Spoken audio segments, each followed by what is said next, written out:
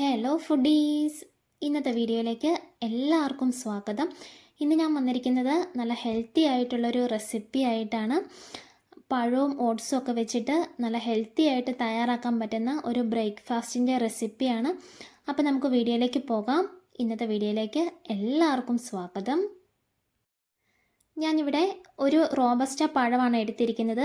അത് തൊലിയൊക്കെ കളഞ്ഞ് നടുവേ ഒന്ന് മുറിച്ച് ഒരു മിക്സിയുടെ ജാറിലേക്ക് ചേർത്ത് കൊടുത്തിട്ടുണ്ട്.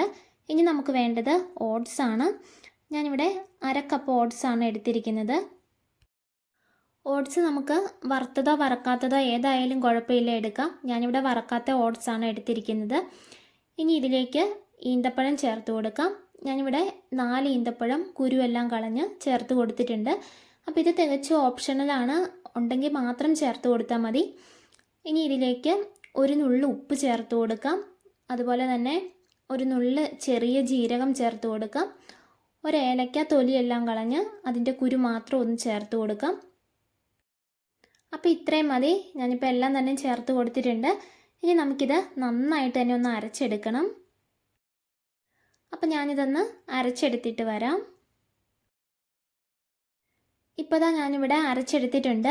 അപ്പോൾ നിങ്ങൾ അരയ്ക്കുന്ന സമയത്ത് ഇത് അരഞ്ഞു കിട്ടാൻ നല്ല പാടാണെങ്കിൽ അല്പം വെള്ളം ചേർത്ത് കൊടുക്കാം. 1-2 ടേബിൾ സ്പൂൺ വെള്ളം ചേർത്ത് ഇതുപോലെ നന്നായിട്ടൊന്ന് അരച്ചെടുക്കാം. ഇനി നമുക്കിതിലേക്ക് അല്പം വെള്ളം ചേർത്ത് കൊടുക്കാം. ഇപ്പോൾ ഇത് അല്പം കട്ടിയായിട്ടാണ് ഇരിക്കുന്നത്. അപ്പോൾ നിങ്ങൾ ആദ്യം വെള്ളം ചേർത്താണ് അരച്ചെടുത്തിരിക്കുന്നതെങ്കിൽ ഈ ഒരു സമയത്ത് ചേർത്ത് കൊടുക്കേണ്ട കാര്യമില്ല. അപ്പോൾ ഞാനിപ്പോൾ ഇതിലേക്ക് ഒരു 2 ടേബിൾ സ്പൂൺ വെള്ളം ചേർത്ത് കൊടുത്ത് നന്നായിട്ട് തന്നെ ഒന്ന് മിക്സ് ചെയ്തെടുക്കുന്നുണ്ട്. അപ്പോൾ നമ്മുടെ മാവ് ഇവിടെ റെഡി ആയിട്ടുണ്ട്.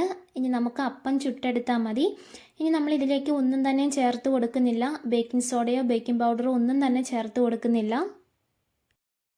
അപ്പോൾ നമ്മുടെ മാവ് ഇവിടെ റെഡി ആയിട്ടുണ്ട്. ഇനി നമുക്ക് അപ്പം തയ്യാറാക്കിയെടുക്കാം. അപ്പോൾ അതിനായിട്ട് നമുക്കൊരു പാൻ ചൂടാക്കാൻ വയ്ക്കാം. ചൂടായ പാനിലേക്ക് മാവ് ഒഴിച്ചു കൊടുത്ത് നമുക്കിത് ഇതുപോലെ ഒന്ന് പരത്തിയെടുക്കാം. ഇനി നമുക്കിത് മൂടി വെച്ച് ഒന്ന് കുക്ക് ചെയ്തെടുക്കാം.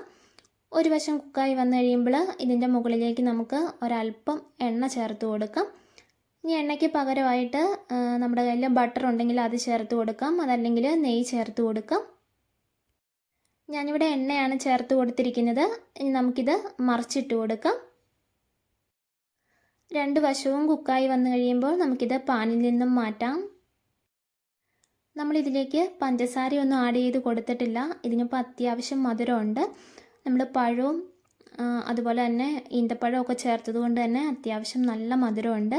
ഇനി നിങ്ങൾ ഈന്തപ്പഴം എടുക്കുന്നില്ല എങ്കിൽ, പഴത്തിൻ്റെ മധുരം കുറവാണെങ്കിൽ അല്പം പഞ്ചസാര കൂടി ചേർത്ത് നമ്മൾ ഓട്സും പഴവും ഒക്കെ അരച്ചെടുക്കുന്ന സമയത്ത് ഒരുമിച്ചൊന്ന് അരച്ചെടുത്താൽ മതി. നമ്മളിതിലേക്ക് ബേക്കിംഗ് സോഡയോ ബേക്കിംഗ് പൗഡറോ ഒന്നും തന്നെ ചേർത്ത് കൊടുത്തിട്ടില്ല. നല്ല ഹെൽത്തി ആയിട്ടുള്ളൊരു ബ്രേക്ക്ഫാസ്റ്റ് റെസിപ്പിയാണ്. ബ്രേക്ക്ഫാസ്റ്റ് മാത്രമായിട്ടല്ല, നമുക്കിത് ഡിന്നറായിട്ടോ ഈവനിങ് സ്നാക്കായിട്ടോ ഒക്കെ നമുക്കിത് തയ്യാറാക്കിയെടുക്കാം.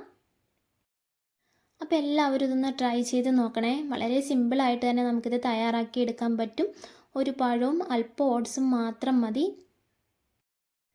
ഇനി ഞാനിതൊന്ന് മുറിച്ച് കാണിച്ചു തരാം. ഇത് കണ്ടോ, അകമൊക്കെ നന്നായിട്ട് തന്നെ വെന്ത് വന്നിട്ടുണ്ട്.